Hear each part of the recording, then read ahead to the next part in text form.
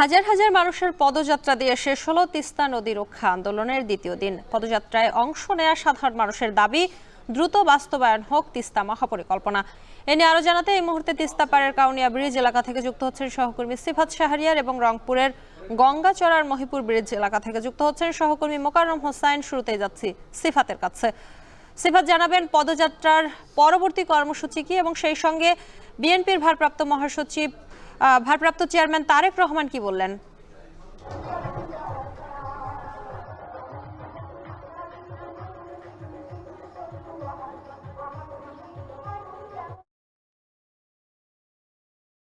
তারেক রহমান কিছুক্ষণ আগে কথা বলা শেষ করেছেন। তিনি যেটি বলেছেন যে বাংলাদেশের যে নতজন পররাষ্ট্র নীতি এতদিন ছিল সেটি থেকে প্রয়োজনে বেরিয়ে আসতে হবে। সবার আগে বাংলাদেশ, তিনি বলছেন যে বাংলাদেশের প্রয়োজনে ভারতের সাথে নয়, শুধু প্রতিবেশী যে দেশগুলো রয়েছে কিংবা বহির্বিশ্বে সবার সাথে বাংলাদেশের স্বার্থ আগে চিন্তা করে তারপরে সম্পর্ক হবে। এবং তিনি যেটি বলেছেন, ভারত তিস্তা ইস্যুতে বাংলাদেশের সাথে প্রতিবেশী সুলভ আচরণ করছে না এবং যদি এই প্রতিবেশী সুলভ আচরণ না করে সেক্ষেত্রে পরবর্তী সময়ে বাংলাদেশ নিজের পথ খুঁজে নেবে। জাতিসংঘ সহ অন্যান্য আন্তর্জাতিক যে সংস্থাগুলো রয়েছে, আন্তর্জাতিক যে আদালত রয়েছে, সেখানেও বাংলাদেশের পক্ষ থেকে তারা যাবেন এবং কথা বলবেন। এবং তিনি যেটি বলছেন দেশবাসীকে যে তিস্তা ইস্যুতে সকলেই যেন সোচ্চার থাকে, কথা বলে এবং এটি যেহেতু উত্তর জনপদ নয়, শুধু সারা বাংলাদেশের মানুষের চাওয়া, সেক্ষেত্রে তিস্তার পানির ন্যায্য হিস্সা দাবি আদায় না হওয়া পর্যন্ত এই আন্দোলন চালিয়ে যাওয়ার কথা বলেন তিনি। এবং সে সাথে বাংলাদেশের এই গত দেড় যুগে মানুষ তার যে ন্যায্য অধিকার, সে অধিকার উত্তরের জনপদ অবহেলিত রয়েছে বলেও তিনি উল্লেখ করেছিলেন। এবং তিনি আরও কিছু কথা বলেছিলেন যে আন্তর্জাতিক যে আইন সেটি ভারত লঙ্ঘন করে পানি আটকে রেখেছে এবং এই পানি আটকে রাখার কারণে আমরা এখন যেখানে রয়েছি এবং যে চরে আজকের যেই সমাবেশ হয়েছে এবং 2 দিনের অবস্থান কর্মসূচি যেটি আমরা দেখছি, এই চরে কিন্তু পানি থাকার কথা ছিল, শুধুমাত্র ভারত পানি আটকে রাখার কারণে এই চরে এখন চর জেগেছে এবং ধীরে ধীরে এই নদী বাংলাদেশের প্রান্ত তিস্তা মরে যাচ্ছে। এবং পরবর্তী সময়ে যখন বর্ষা মৌসুম আসে তখন পানি ছেড়ে দিয়ে অতিরিক্ত পানিতে আমরা এই যে বেড়িবাঁধ দেখেছি, আমার ঠিক বাম পাশে রয়েছে, বেড়িবাঁধ ভেঙে অনেক সময় ঘরবাড়িও ভাঙতে এখানকার যে সাধারণ মানুষ যারা রয়েছে, যারা ভুক্তভোগী রয়েছে, তারা বলেছে। অর্থাৎ এই যে বাংলাদেশের সাথে যে বৈষম্য এত বছর ধরে চলে আসছে, সে বৈষম্য নিরসনে দ্রুত তিস্তা পরিকল্পনা বাস্তবায়ন করতে হবে। এবং বিএনপি ভারপ্রাপ্ত চেয়ারম্যান তারেক রহমান যেটি বলেছেন, তারা ক্ষমতায় আসলে তিস্তা মহাপরিকল্পনা বাস্তবায়নে তারাও কার্যকরী উদ্যোগ নেবে। তো এই ছিল আমার কাছে শম্পা তিস্তা পাড় থেকে সবশেষ। তিস্তা নদী রক্ষা আন্দোলনের খবরাখবর জানাচ্ছিলেন সহকর্মী সিফাত শাহরিয়ার। এবার এ বিষয়ে বিস্তারিত জানাতে যুক্ত হচ্ছেন সহকর্মী মোকাররম হোসাইন। মোকাররম, তিস্তা মহাপরিকল্পনা বাস্তবায়ন কেন হচ্ছে না সেই সাথে জানাবেন পদযাত্রায় অংশ নিয়েছেন যেসব নেতারা, তারা কি বলছেন?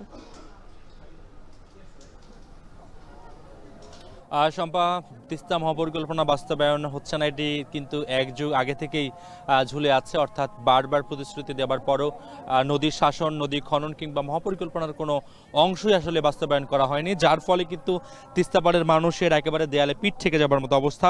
যার কারণে তারা নতুন এই কর্মসূচি দিয়ে আসলে আন্দোলনের যে চূড়ান্ত পরিণতি, সেই পরিণতির দিকেই তারা এগিয়ে যাচ্ছেন। এবং একই সাথে তারা বলছেন যে এই আন্দোলনের পরেও তিস্তা মহাপরিকল্পনা যদি বাস্তবায়ন না হয় তাহলে 48 ঘন্টার বদলে তারা 48 দিনের কর্মসূচি দিবেন।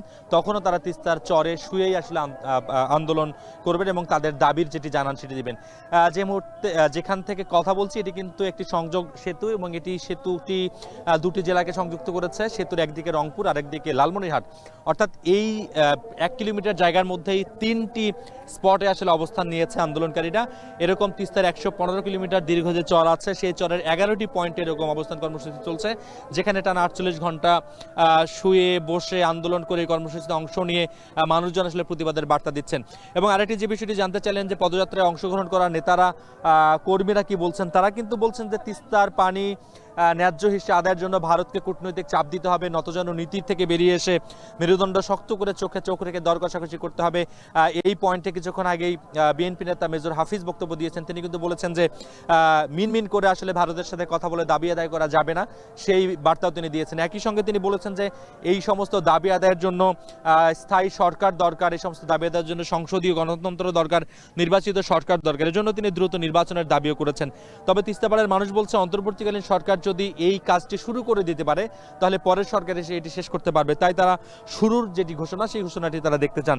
সম্পা জানিয়ে রাখি, কিছুদিন আগেও এখানে অন্তর্বর্তীকালীন সরকারের দুজন উপদেষ্টা এসেছিলেন, তারা কিন্তু এখানে গণশুনানি করেছেন এবং তারা প্রতিশ্রুতি দিয়েছেন যে চলতি বছরের ডিসেম্বরের মধ্যেই পাওয়ার চায় না, তাদের যে সমীক্ষা আছে সেই ধারণাপত্র তিস্তাপাড়ের মানুষের কাছে তুলে ধরবে এবং তিস্তা মহাপরিকল্পনার ভিতরে কি কি পরিকল্পনা থাকবে, যেমন নদীর গভীরতা বাড়ানো, নদীর দুই ধারে মেরিন ড্রাইভের মতো সড়ক নির্মাণ, ইপিজেড নির্মাণ, স্যাটেলাইট শহর নির্মাণ, সেই বিষয়গুলো তারা বলেছেন এবং এই ধারণাপত্রগুলো মানুষ দেখতে চায়, যার সময়সীমা সরকারের তরফ থেকে ডিসেম্বর পর্যন্ত দেয়া হয়েছে। একই সঙ্গে নতুন আর একটি সংকট দেখা দিয়েছে তিস্তার চরে। পতিত আওয়ামী লীগ সরকারের আমল থেকে তিস্তার চর দখল করে নানান ধরনের প্রকল্পের মাধ্যমে সেই জমিগুলো দখল করা হয়েছে এবং দখলের সেই মহোৎসব কিন্তু চলছিল। সেই দখল দূষণ নিয়েও কিন্তু তিস্তাপাড়ের মানুষের আক্ষেপ আছে, প্রতিবাদ আছে। কর্মসূচি চলছে, এরপরে মোমবাতি প্রজ্বলন আছে, তারপরে সাংস্কৃতিক আয়োজন আছে এবং এই কর্মসূচি শেষ হবে আগামীকাল ভোরে। সম্পাদিত ছিল এই মুহূর্তে রংপুর থেকে আমার কাছে সবশেষ।